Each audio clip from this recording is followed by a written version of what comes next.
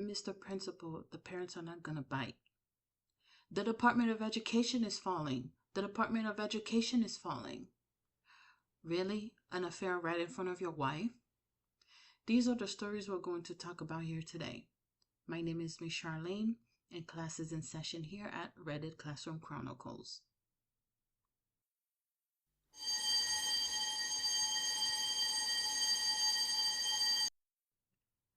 Hello, fellow pupils. Welcome to the third episode of Reddit Classroom Chronicles.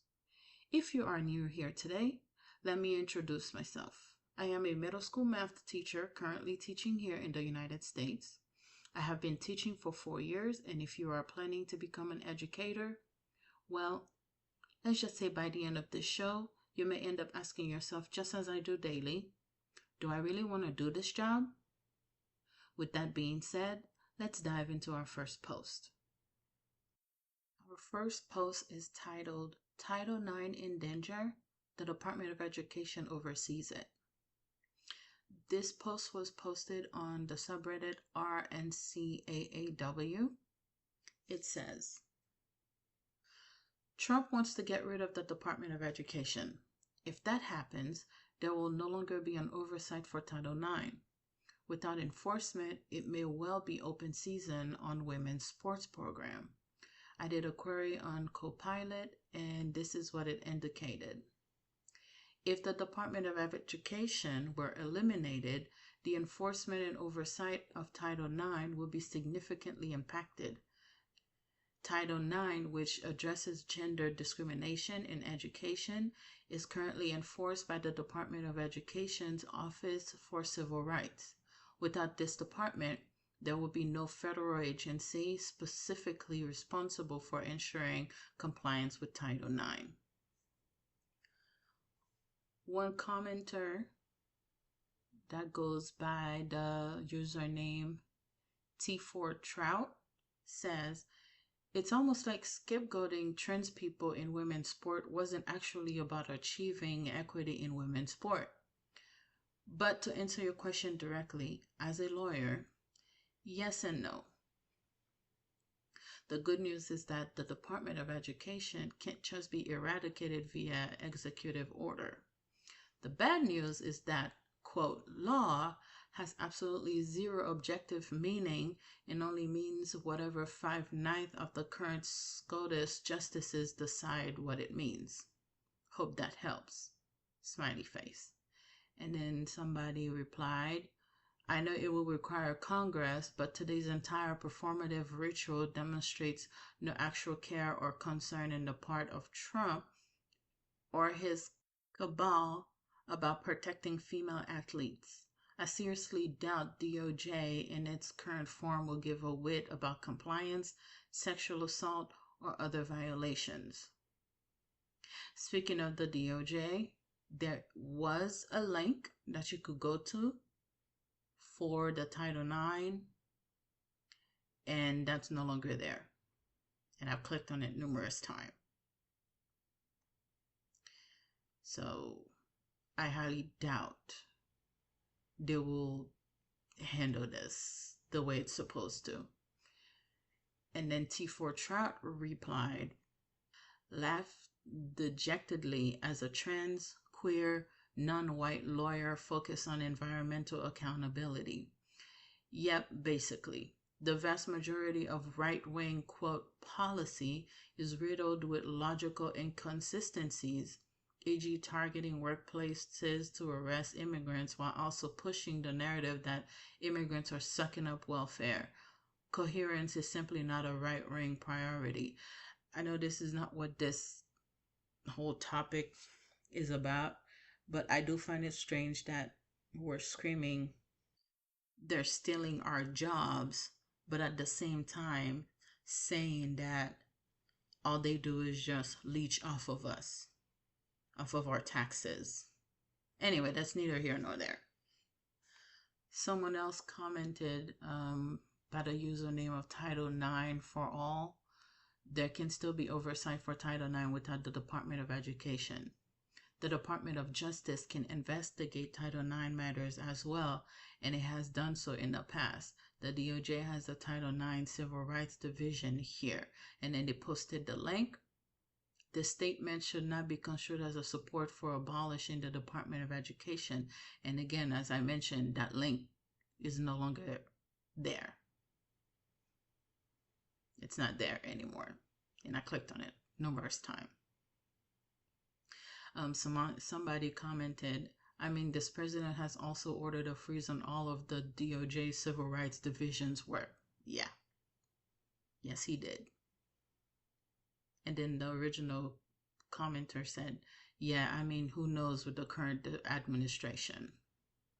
And then somebody else commented, they also want to get rid of the DOJ, so I'm not sure how that would help. And yeah, basically, like, they want to get rid of the Department of Education, move the whole Title IX thing to them, to the DOJ, and they want to get rid of the DOJ. So essentially, that makes you think that maybe they just want to get rid of Title IX altogether. I wouldn't be surprised.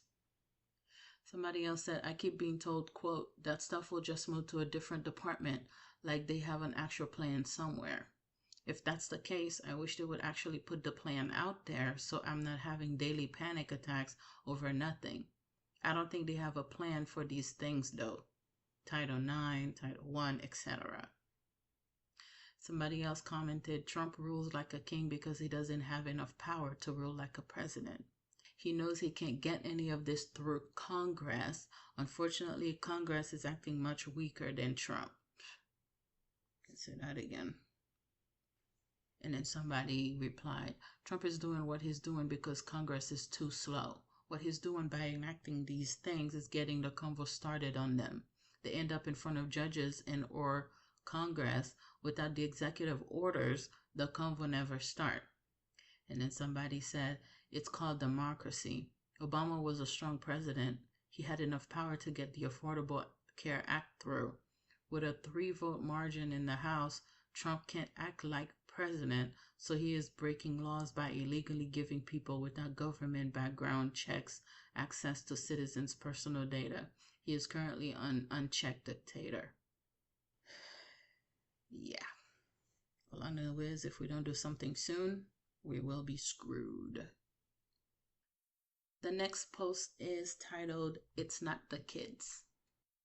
It is a post from our Teachers in Transition, and it says, student behavior can be a challenge, but honestly, it's the behavior of adults in the profession that's worn me down.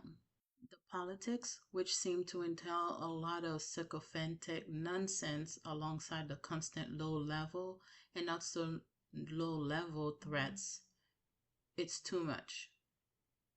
I'm somewhat neurodivergent. I'm quiet and in many ways independent, although I do try to be friendly and approachable. But I often end up being pushed out, and it's eroded my trust in people. I'm 45, and I've been doing this for 20 or so years. I'm not sure I can face walking into another toxic workplace, but struggle to see other options. I'm thinking of trying to become an EHC writer. Has anyone had any success in this path? I like the idea of working away quietly in my own. For non-UK readers, this is an important document for students with SEN as it outlines their needs and provision. SEN is basically special educational needs. I do agree that it is not the kids. I often say this, if I ever leave, it's not because of the kids. The kids, sure, they're crazy. They will piss you off. They will frustrate you. A lot of times you will look at them and you're like, did anybody teach you anything? Why is your behavior so atrocious? But at the end of the day, they are kids. They're still learning, you know? So if I ever quit, it's not because of them. It's the adults. It's the way discipline is handled, how some students can get in trouble and some don't for doing the same thing. It's how Some of them are very clicky. It's almost as if they're back in high school. Adults that should be adults, they're acting like they're back in high school with the mean girl spirit, talking about you behind your back to other students, to the students no less. So yeah, my students, no matter how much they frustrate me, I see how they act if I'm not there. And when I come back, I basically get yelled at for me not being there or not telling them. I will always love the kids. It's the adults, really. That 80s Courtney says, for me, it's the way the behavior is handled. So I agree, it's not the kids. And then just to rebut, replied, what's the reason for this in the UK? In the US, attempts at making discipline stats more even between ethnic groups and inclusion of students with behavior issues has led to less discipline overall. I haven't encountered that really. My issue is athletes getting treated differently than others. I remember one of the vice principals at my current school told me, said, well, not told me, but he basically always tell us that he's not okay with kids being disrespectful to teachers. Basically forced me to write this one student up. I personally didn't think it was something that I was supposed to write a student for, but he told me that no, you need to write him up, write him a referral, and he got suspended. And yet, one of the football players did the same thing, and I followed what he told me, and that student technically did not get suspended. I mean, I guess in a way he did get suspended, but it didn't show as a suspension. It just showed as a he was absent and it was excused. That's what it showed as. So yeah, like I don't come across that because at my current school and all the other schools, everybody can get suspended. Everyone. Sure, there are rules that some like the if a student falls under the ESC umbrella, they have a certain amount of days they can get suspended for the whole year. But yeah, I haven't come across that. Not that I'm saying it doesn't happen. Just to rebut continued and said expanded use of ADA provision and use state laws and federal guidance prohibiting suspension for willful defiance are the specific legal issues. And then someone replied, on my campus, that played out as an absolute bastardization of inclusion and anti-racism. Oh, black kids are getting suspended way more than white kids. Same for sped kids and non-sped kids. Well, obviously the solution is to not allow any kids to get suspended. Can't say we're being discriminatory if we all let kids run amok equally. Someone else commented, kids have always acted up. Adults just used to respond accordingly. We lost the plot somewhere about 10 years ago. I don't think it's 10 years ago.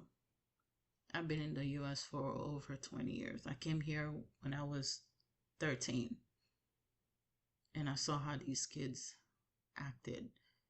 It was not 10 years ago. It's been a while. It's been way longer than that. And then somebody replied, I'm convinced when PBIS became a thing is when behavior problem went through the roof. And then they continued and said, PBIS is a crock of shit. And that's honestly the nicest way I can put it. I once told someone at a meeting that I'll believe in that method when a cop pulled me over and hands me $120 for driving the speed limit. And then someone replied, exactly. I know so many families that hate public education because they think we're only getting kids ready for the workforce, etc., etc. But at the end of the day, the world is made of structure. We might as well prepare them young, because the reality is there are laws and expectation to survive in society. Again, I'm not from here. So this whole you gotta reward kids for doing what they're supposed to. I've been teaching for 4 years and I still can't get behind that. I'm sorry. It makes no sense to me. Your reward for doing what you're supposed to is to not get suspended, to get good grades. That's what your reward is. That's a given. For me to like bribe you to do more than what you to do what you're supposed to, I can never get behind that. I'm sorry. Maybe it's because of where I was raised. I can't get behind that. OP replied, agreed. I feel like we can do the empathy bit and have high expectation for behavior. I'd settle for reasonable expectation.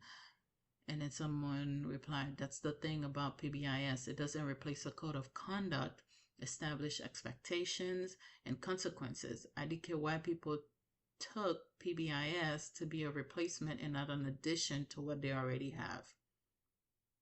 Yeah, I would never understand that. The real Tofui says, at the end of the day, every job and its expectations are doable with the right pay. I really believe 99% of issues with teaching will be solved with fair compensation, especially when it comes to overtime. Despite what all these studies try to tell us about the best method of teaching or dealing with behavior, there is no one size fits all, and most of it comes down to intuition and learning as a teacher yourself. People who are properly compensated and treated well will work their butts off to find a solution that fits their problem. Guilt tripping people to work for peanuts, dehumanizing them, etc., isn't going to solve the issues of education. Unfortunately, every level of education I have experienced seems to think this is the way. Whether you agree or not to this, teachers need to get paid more.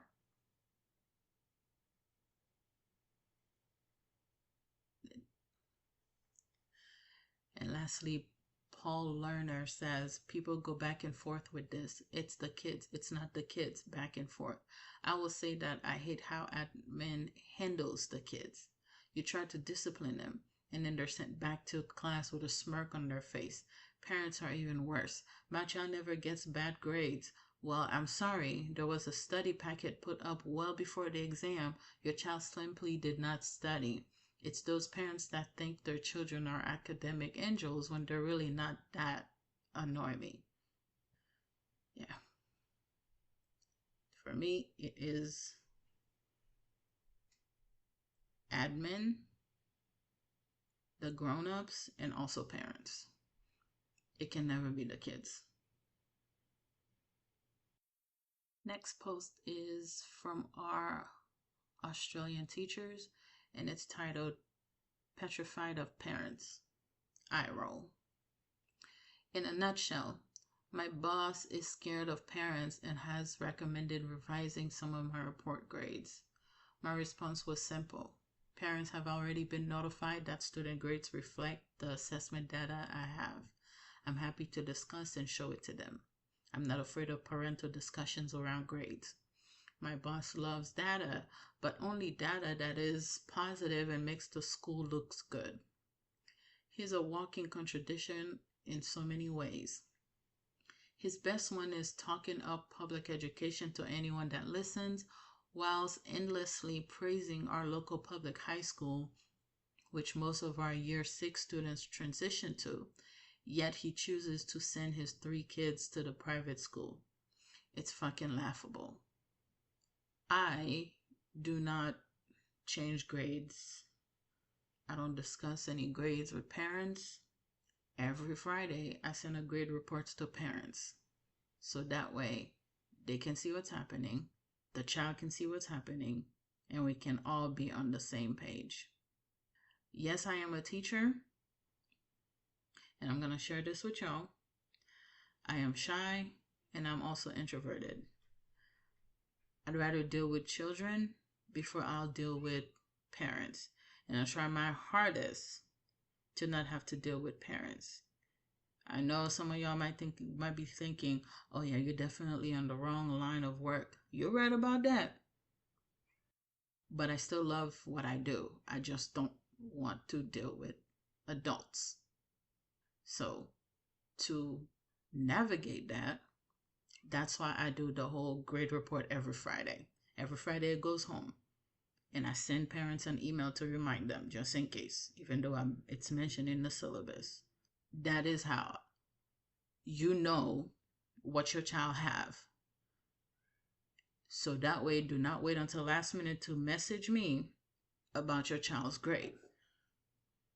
And I've had that happen, and I basically tell the parent, per the syllabus, I send a grade report home every Friday, and this is why. I will not change grades. Do not call me about, "Oh, my child is good, is this and that." No. You should already know. Destin Noob commented, "Document and discuss with your union, so if it comes at you later for something else, there's evidence. Trust nobody, especially contradictions." And then somebody replied, "Second this. I work with types of individuals like this before, and it's best to get a professional third party like a union involved for just in case." And then Destin Noob replied, "Yep. Quote, doesn't follow instruction, is not a team player, often leave work early, parent complain about their classroom management. I can't say which ones due to confidentiality. The guy sounds like a slimy dick." And I've been through where a principal changed the grades of some of my students without my consent, didn't even discuss it with me. I just logged in, was about to put in some grades, and it looked off. And then I found out that there's a way to look into history, and then I looked into history, and sure enough, she changed it. I didn't agree to this. So I had to involve the union. Sadly, I didn't get a chance to find out what happened because I moved to a new district. But last I heard, she got fired. I don't know why, but that's what I heard. Somebody else commented, Lanky Basil 7169 commented, "Stuff him. Hold your line. Data backed. Why are we so scared of marking kids as per the reflection of their skills, knowledge, and achievement? I have a kid this year coming off a B in math who is a genius D. He is getting a D. I don't care if I look like a, quote, bad teacher. Last year's teacher was so good he got a B, unquote. Sick of following teachers who cop out and don't want the hard conversations. I do not care. If you're an F student, that's what you're going to get. You don't do your work, you don't get the grade. You could be my favorite student. You could be my teacher's pet, whatever it is. I can still give you an F if you did not do the work." Original poster replied, "I'm holding, and he hates it. I'm not fudging data or boosting up grades to appease parents. I will never do that. You're going to have to do that. I'm not doing it." Glittering Gap 3320 replied, "Don't get me started. Hold your ground if you can. If you've done all the phone calls and there are no surprises, bugger them. Parents will get an almighty shock come year 11, 12 if we're not honest. I've saved copious amounts of time not doing notes on every single conference I've done this year because all of my teacher judgment was null and void compared to one of two data points from a 1-to-1 test or heavily scaffolded NAPLAN test last year. Good luck. Maybe don't rage mark progression points like I did last year though." Laughing face. NAPLAN is National Assessment Program, Literacy and Numeracy for students in years 3, 5, 7, and 9. It tests students' reading, writing, language, and numeracy skills. And last commenter, Kiwasi Games says, if I have a dodgy boss, I screenshot what I've put in the system and then walk away. It's not worth fighting the leaders. It's not worth fighting the leaders over. But I have the evidence I did the right thing in case of an audit. The next post comes from subreddit Our Teachers, and it is titled Who Killed Abraham Lincoln? It was posted by user Biker Jedi. Years ago, I was eating lunch with my overachieving history teacher friend. He liked to grade his quizzes during lunch. So our little friend group is eating and talking while he is grading, when he suddenly burst out laughing. The question was, who killed Abraham Lincoln? The girl answered, Jimmy Carter. Okay. Not even the same. Anyway, they hadn't even learned about the Carter administration yet. This was an honors history course. The girl was only in there because her mom was a dean at our school. She was not qualified for the level of rigor he taught. The same girl on another quiz, quote, what was the name of the organization that helped free the slaves during the Civil War? She answered, the KKK.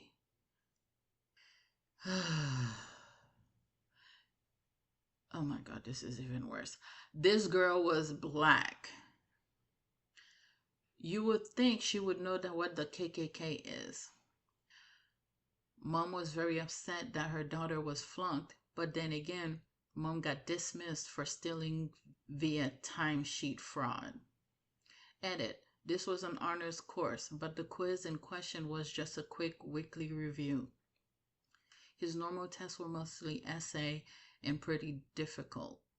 This was an 8th grade course for which they could get 9th grade credit if they passed. I feel embarrassed. I'm getting secondhand embarrassment. Comments. No Championship 4 says, I had so many students asking me why Martin Luther King hated Catholics. I didn't even catch the misconception at first. I said I wasn't aware that he did and generally went looking for an answer to bring to the class next day. I felt like an idiot when I figured it out. Shieldbreaker50 said, I taught the solar system to 5th graders.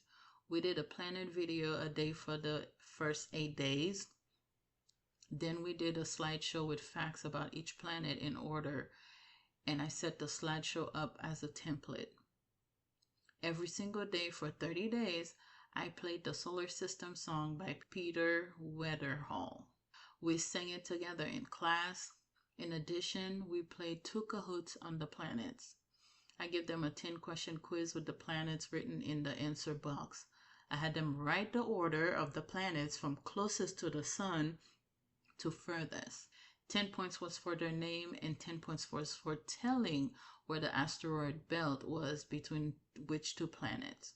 Out of 27 kids, 11 failed the test. And then Ryan LDV said during the 2016 election, one of my students, 16-year-old, who fancied himself pretty savvy, boldly announced during passing period before class that he was, quote, a Reagan Republican. Another girl said, Reagan? He says, yes. She says, I don't think he's running. Totally serious. She wasn't particularly into politics, but it just about killed me. I had a really hard time holding it together. SM Thomas Patel says, I'm still mortified when I look back at how little I knew in high school, and I was seen as one of the smart kids. Can't find a beer replied, if that ain't the truth. All honors, went to college for mechanical engineering and math, and now an engineer, etc., etc. The moment from high school that haunts my dreams, sophomore year AP Euro History. We had some write-in response question on a test, the correct answer to which was Vasco da Gama. My answer, Pico de Gallo. And in Fair Evidence 9730 replied, same. I graduated second in my class. I was in all the honors and AP classes. In my AP American Government class, the teacher made a bunch of random derogatory remarks about Joseph Smith one day. They made no sense to me. We had a Joseph Smith in our class. After class, I asked a friend what our teacher had against Joe. Never felt so stupid as when she explained to me what the teacher was actually referencing. AJSWDF commented, I wish someone had explained to me back then that high school is still very low level. I was definitely one of the smart kids and had an impressive high school resume, but I didn't realize that even my most advanced high school classes were basically just introductory classes at a college level, and undergrad classes were basically introductory classes compared to grad school classes.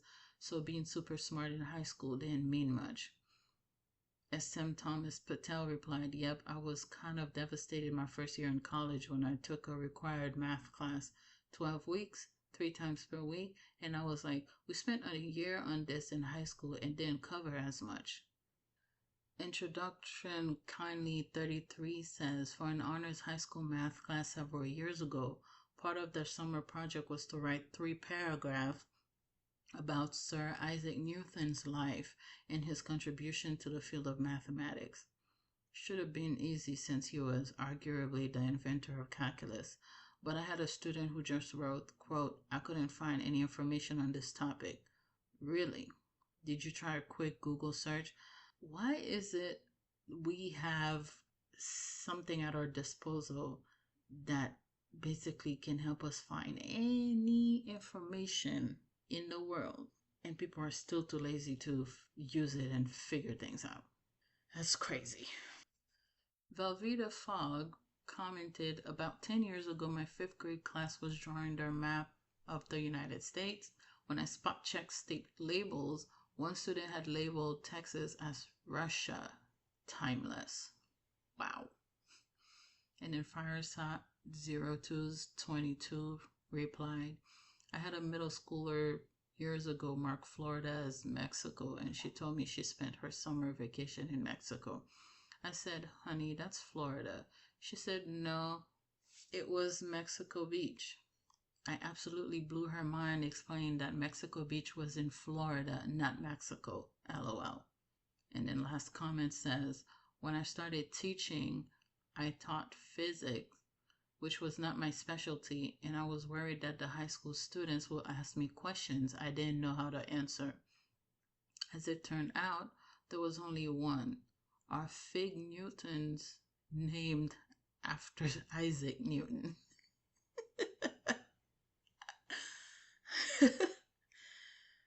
Oh, that's funny. Oh. And our last post is titled Coworker Affair, and it was posted on Our Teachers by username accomplished_Jello31. It says, I'm new to my school this year and I have seen 2 teachers flirting. One time I walked by and she was holding his arm, and when I came back, she quickly moved it. Another time I walked in and they were standing so close to one another, hopefully just whispering, but maybe more, and immediately spaced out when I came in. The kicker is that he's married to another teacher downstairs, and they have kids. One attend the school too. What do I do? Oof, I remember the school that I'm currently teaching at.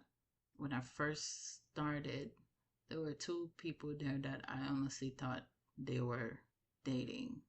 But I found out that he has a wife that used to work at the school, and they have kids. And those kids, really young kids, sometimes they come to the school and she, not the wife, do be watching after them. Yeah, I did mention it to somebody, and that's how I found out that he was married. I'm really hoping that they're like family, because anyway, somebody said you stay out of it, which yes, I agree, stay out of it. No good can come from getting in the middle of this. You should, however, provide regular updates here if it turns out you're right about what's happening. Sadly, it's been 2 years and no updates. Boo. Nice Side 790 says, ignore it. If it goes on for long enough, it'll be exposed without you having to be involved. A male teacher at my school actually had sex at school in the PE office with a substitute teacher. Wow. She was best friends with his wife. It went on all of last school year. So when his wife found out, she exposed it to admin. He's no longer a teacher and got his certificate revoked by the state. People are shady. Your own best friend sleeping with your husband in a place that they work at. KS Knitter says, nothing. This happened to me when I was a student in high school. The teachers in question both had families with their spouses and ended up filing for divorce and married to each other. That was senior year, and I guess he started an affair with another teacher in the school the next year and divorced his new wife. And Pending Wardrobe says, when I was in middle school, the principal was having an affair with the secretary. Ugh. His office was right next to the band room, and we could hear them going at it through the vents. Oh, come on. Then the bell would ring, and they'd both hurry out of his office looking like a bit of a mess. The kicker, the principal's wife was the band teacher we all had in elementary school. Oh. We talked about telling her, but decided that at our age, it really wasn't our place. I'm still up in the air about what I really should have done about it. It's a terrible situation to find yourself in. Ugh. That's just as bad as that teacher that was watching porn in class. Flip Root says, happens all the time. Last year, 3 principals had to be moved to different schools mid-year because staff caught them screwing counselors, nurse in the copy room. It never ends in the copy. In the copy room, like everybody, that's a place that everybody's gonna go to. The foot traffic never stops. Come on. Anonymous 99467612 says, keep your mouth shut. I taught at a school where it was suspected that a teacher and the principal were having an affair. A group of teachers decided to make it their business for some reason, and they sent a letter to the school board. The school board rightly responded with saying the way these teachers were acting was harassment and they needed to stop or they will be reprimanded. I absolutely agreed with the school board on that one. It's a shitty and unprofessional thing for these people to do, absolutely, but it's none of your business. And yes, as long as they're not having sex in a room where the kids can hear it in the band room, it's none of your business. They are adults. If it's not impacting the kids, they are adults. And then Smitty Doodle says, a former coworker thought another teacher was having an affair with her husband, but was wrong. She told all the students, why are you bringing the students in this? And they started writing whore on the other teachers' boards. Eventually, one of them transferred schools. It was a mess. Why are you bringing the kids into this? Jesus Christ. This is between adults, not kids. This wraps up our 3rd episode. Thank you for listening, and I look forward to reading your comments. If you have any suggestion on how I can make this a better experience for you, let me know. If this is your first time here, please take a second to answer the polling question. Please like or follow on whatever platform you're listening on to be the first to receive notification of these new episodes. I promise to try my best and drop them weekly on Mondays. If you are a new or aspiring teacher, drop any questions you may have in the comment section so the veteran teachers can help answer them. Let's look out for each other, as we can always learn from each other. Together, let's educate the world. Bye.